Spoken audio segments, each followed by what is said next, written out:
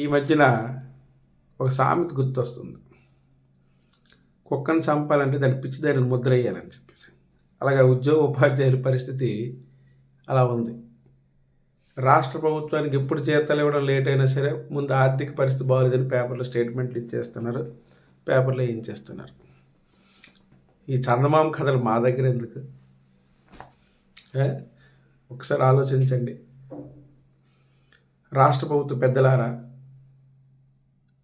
నెలంతా కష్టపడి మేము పనిచేస్తుంటే బాధ్యతగా ఇవ్వాల్సినటువంటి జీతాలు కూడా ఇవ్వకుండా ఇబ్బందులు పెడుతూ పిఆర్సీ విషయంలోన డిఏ బకాయిల విషయంలోన 25,000 కోట్ల రూపాయలు మాకు బాకీ ఉంచి గత ప్రభుత్వం ముప్ప తిప్పలు పెట్టి ఉద్యోగోపాధ్యాయుల కష్టాన్ని, వాళ్ళ మేధస్సుని చులకన చేస్తూ, ప్రజల్లో చులకన చేస్తూ అనేక అవమానాలు చేయడం వల్ల ఈరోజు ప్రభుత్వం మారిందనే విషయము ఆ ఓడినటువంటి ఆ పెద్దలకి తెలుసు, ప్రజలకి తెలుసు.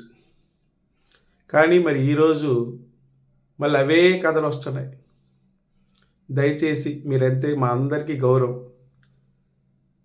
ఆ గౌరవాన్ని దయచేసి తగ్గించుకోవద్దని మనవి.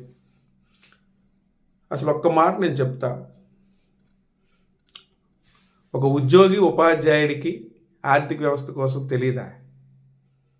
ప్రపంచం మొత్తం చదివేసి ఉద్యోగ సాధనలో దూసుకొచ్చి ఈరోజు విజయం సాధించి ఉద్యోగం చేస్తున్న విషయం మనం మర్చిపోతే ఎలా? Indian economy, AP economy, world economy అంతా కూడా తిప్పి కొట్టేసాం అందరం కూడా. ఈరోజు ఆంధ్రప్రదేశ్ రాష్ట్రానికి వస్తే 974 కిలోమీటర్ల సముద్ర తీరం ఉంది. అంటే మత్స్య సంపదకు కానీ, ఎగుమతులు దిగుమతులకు కానీ, అంటే సేవా రంగంలో, పారిశ్రామిక, అలాగే ప్రాథమిక రంగంలో అభివృద్ధి చేయాలంటే మనకు అనేక అవకాశాలు ఉన్నాయి పోర్టుల ద్వారా. అలాగే మంచి మైదాన ప్రాంతం ఉంది పంటలు పండించడానికి. అలాగే చక్కని పీఠభూమి ప్రాంతము ఉంది, ఖనిజాలకి కానాచేది. అంటే మనకి ఇటువంటి ఆర్థిక వనరు సృష్టించడానికి అవకాశం ఉన్న ల్యాండ్ ఫామ్స్ అన్నీ మనకు ఉన్నాయి. నదులకు పుట్టినిల్లు భారతదేశంలో ఆంధ్రప్రదేశ్, కృష్ణా, గోదావరి వంటి నదులు. అలాగే మంచి సరస్సులు ఉన్నాయి. మరి ఇన్ని ఉండి కూడా అంతకు మించి జాతీయ రహదారులు ఉన్నాయి, రైలు మార్గాలు ఉన్నాయి, వాడ మార్గాలు ఉన్నాయి, వాయు మార్గాలు ఉన్నాయి.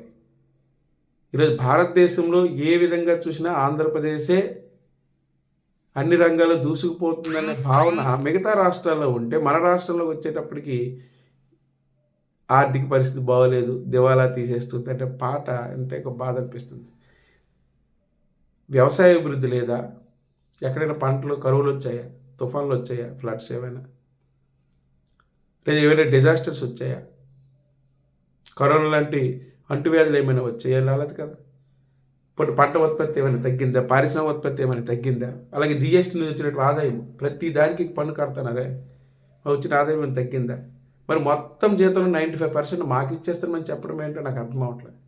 అలాగైతే భారతదేశంలోనే అత్యున్నత పెన్షన్ పథకం 4,000 రూపాయలు ఇస్తున్నామని చెప్పేసి రాష్ట్ర ప్రభుత్వం ఇటీవల చెప్తుంటే చాలా గొప్పగా హ్యాపీ ఫీల్ అయ్యాం. కానీ అట్ ద సేమ్ టైం మాకు జీతాలు వచ్చేటప్పటికి ఇలాంటి విమర్శలు చేస్తే, అంటే ఉద్యోగ ఉపాధ్యాయులకి మొత్తం వచ్చిన ఆదాయమే సరిపోతుందన్న విమర్శల వల్ల మేము చులకనవుతున్నాం. కానీ ఇది కరెక్టేనా? ఒకసారి ఆలోచించండి. ఇది ఖచ్చితంగా ఏపీ సిపిఎస్ఏ పక్షాన, ప్రతి ఉద్యోగ ఉపాధ్యాయుడి పక్షాన కూడా మేము తీవ్రంగా ఈ విషయంలో బాధను వ్యక్తం చేస్తున్నాం. ఈరోజు ఉద్యోగ ఉపాధ్యాయులు కష్టం వస్తే మీరు నిలబడి పక్కన పెడితే, ప్రజలకు కష్టం వచ్చినప్పుడు మేము నిలబడుతున్నాం. అంతేందుకు మన విజయవాడ వరదల్లో ముంచేస్తే ఎవరైనా ₹1 ఇచ్చారా? కానీ మేము ఒక నెల వేతనం ఇచ్చాం. అది ఎన్ని వందల కోట్లు మీ అందరికీ తెలుసు. అలాగే సర్వీస్ చేస్తున్నాం ప్రజలకి, అటు మీకు. మరి ఆర్థిక వ్యవస్థకి దీనికి ముడిపెడితే ఎలా? అసలు ఆర్థిక వ్యవస్థ ఎందుకు దివాలా తీసే పరిస్థితి ఉందో ఒకసారి చెప్పండి. భారతదేశంలో కానీ, ఆంధ్ర రాష్ట్రంలో కానీ ₹80 20% మంది ప్రజల దగ్గర ఉంటే, ₹20 80% మంది ప్రజల దగ్గర ఉంది.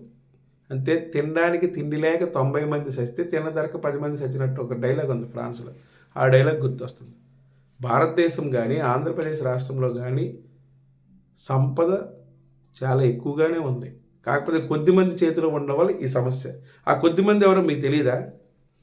ఈరోజు నేను చెప్తున్నా, నాకు ఉద్యోగం వచ్చినప్పటి నుంచి ఈరోజు వరకు నా వేతనం ఎంత, దాని ఖర్చులు ఎంత, మిగులు ఎంత, ప్రతి రూపాయితో చెప్పడానికి సిద్ధంగా ఉన్నాను. అలాగే అందరూ చెప్పగలిగితే ఆర్థిక వ్యవస్థ దివాలా ఎందుకు తీసిందో, ఎందుకు తీసిందో ఒకసారి అర్థమవుతుంది. దయచేసి చౌకబారు కథలు వద్దని మీ అందరికీ మనవి చేసుకుంటూ, అలాగే సుప్రీంకోర్టు జడ్జిలు కూడా ఈరోజు వ్యాఖ్యానిస్తుంటే జీతాలపైన నిజంగా బాధాకరం. అయ్యా, ఉద్యోగులు ఉపాధ్యాయులంటే ఈరోజు శాసన నిర్మాణ శాఖ, కార్యనిర్వాహక శాఖ, న్యాయశాఖ ఈ మూడిట్లో ఉన్నది శాసన నిర్మాణ శాఖలో మేము లేకపోవచ్చు, కానీ కార్యనిర్వాహక శాఖలో పూర్తి బాధ్యత మాదే కదా. మీరు చేసే చట్టాలు, మీరు చేసుకొచ్చే పథకాలన్నీ మేము అమలు చేసేది మేమే కదా.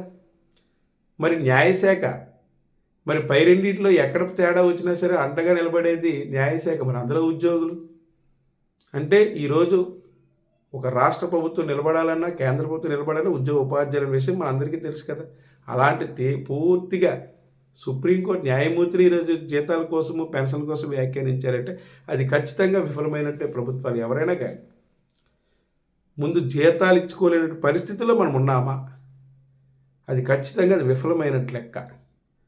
దాన్ని పక్కన పెట్టేసి పేపర్ స్టేట్మెంట్ ఇవ్వడం కాకుండా దయచేసి అలాంటి విమర్శిస్తూ అంటే ఉద్యోగోపాధ్యాయులు ఏదో మొత్తం ఆస్తంత మేము తెలిసినట్టు చెప్పడం అనేది కూడా కరెక్ట్ కాదు.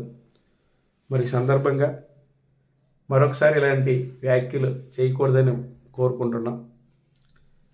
ఎందుకంటే మాకు చంద్రబాబు నాయుడు గారన్నా, పవన్ కళ్యాణ్ గారన్నా, అలా బీజేపీ గవర్నమెంట్ కూటమి ఎటువంటి పరిస్థితుల్లో ప్రభుత్వాన్ని ఏర్పాటు చేశారో మా అందరికీ తెలుసు.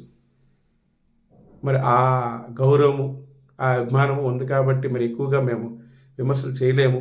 కాబట్టి విజ్ఞప్తి చేస్తున్నాం, ఆర్థిక అభివృద్ధికి కానీ ఆర్థిక నష్టాలు కష్టాలకి ఉద్యోగ ఉపాధ్యాయులు మాత్రం బాధ్యత చేయడం అనేది మాత్రం కరెక్ట్ కాదని ఈ విషయంగా ఈ సందర్భంగా మీకు విజ్ఞప్తి చేస్తున్నాం. Thank you very much.